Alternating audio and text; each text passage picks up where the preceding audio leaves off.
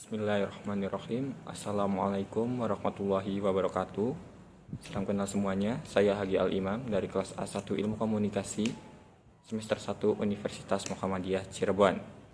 Dalam kesempatan kali ini saya akan memenuhi tugas bahasa Indonesia untuk memberikan sebuah tanggapan mengenai sebuah jurnal yang berjudulkan One Land, One Nation, and One Language, an Analysis of Indonesia Nation Language Policy. Sebuah negara memiliki bahasa nasionalnya masing-masing. Bahasa nasional biasanya berasal dari bahasa penjajah yang menjajahnya di masa lampau atau berasal dari bahasa ibu yang digunakan selama ratusan bahkan ribuan tahun di tempat tersebut. Indonesia tidak menggunakan bahasa Belanda sebagai bahasa nasional dikarenakan bahasa Belanda tidak setara dengan bahasa Inggris ataupun bahasa Prancis di dunia. Selain itu, bahasa Belanda juga hanya digunakan oleh segelintir orang di Indonesia. Biasanya hanya mereka-mereka yang memiliki strata sosial tinggi, seperti anak bupati, elit bangsawan, dan lain-lain. Karenanya, bahasa Belanda tidak digunakan sebagai akar bahasa nasional. Indonesia juga tidak menggunakan bahasa Jawa sebagai akar dari bahasa nasional Indonesia. Kenapa? Dikarenakan bangsa Jawa adalah bangsa yang superior dalam hal sosial politik. Ditakutkan apabila Indonesia menggunakan bahasa Jawa sebagai akar dari bahasa nasional, suku-suku lain akan merasa diasingkan, akan merasa ada kecemburuan sosial. Selain itu, bahasa Jawa juga memiliki tingkatan-tingkatan yang digunakan untuk berkomunikasi seperti ngoko, kromo, dan lain-lain. Karenanya, bahasa Jawa lebih susah untuk dipelajari daripada bahasa dari suku-suku lain. Indonesia menggunakan bahasa Melayu sebagai akar dari bahasa nasional bahasa Indonesia dengan pertimbangan bahasa Melayu lebih mudah untuk dipelajari. Kemudian yang kedua, bahasa Melayu telah lama digunakan di Indonesia bagian barat melalui perdagangan atau melalui kerajaan-kerajaan. Selain itu, bahasa Melayu juga digunakan sebagai alat untuk penyebaran agama Kristen di Indonesia Timur.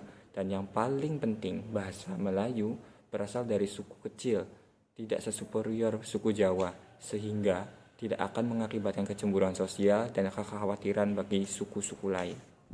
Apabila Indonesia menggunakan akar bahasa Jawa sebagai bahasa nasional Indonesia, Indonesia mungkin akan terlihat seperti Malaysia atau Filipina sekarang. Malaysia menggunakan bahasa Melayu sebagai bahasa nasional. Akan tetapi, orang-orang keturunan Tionghoa dan India menolak. Kenapa? Karena suku Melayu adalah suku yang mayoritas di sana dan superior, seperti halnya suku Jawa di Indonesia. Sehingga orang-orang keturunan Tionghoa dan India di Malaysia merasa khawatir.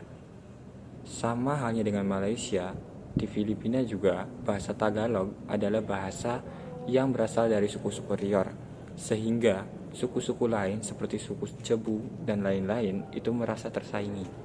Tampaknya Malaysia dan Filipina tidak memiliki bahasa persatuan seperti bahasa Indonesia. Mereka lebih memilih untuk bilingual atau memiliki dua bahasa sebagai bahasa nasional. Dampak positif memiliki bahasa persatuan adalah sebagai identitas bangsa, karena Indonesia berhasil memiliki bahasa nasionalnya sendiri, bukan hadiah dari bahasa penjajah. Kemudian yang kedua, dengan bahasa nasional tidak akan terjadi sebuah kecemburuan sosial di antara suku-suku yang ada di Indonesia. Akan tetapi, apabila bahasa Indonesia tidak bisa menjadi bahasa yang superior di dunia, bahasa Indonesia akan menjadi penghambat bagi modernisasi, karena informasi-informasi yang ada di dunia semuanya lebih banyak menggunakan bahasa Inggris. Tidak harus menunggu bahasa Indonesia menjadi bahasa yang superior di dunia. Kita bisa mulai dari sekarang untuk mempelajari bahasa Inggris ataupun bahasa asing lain untuk belajar banyak hal.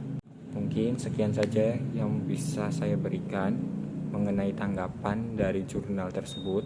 Kurang lebihnya mohon maaf. Wassalamualaikum warahmatullahi wabarakatuh.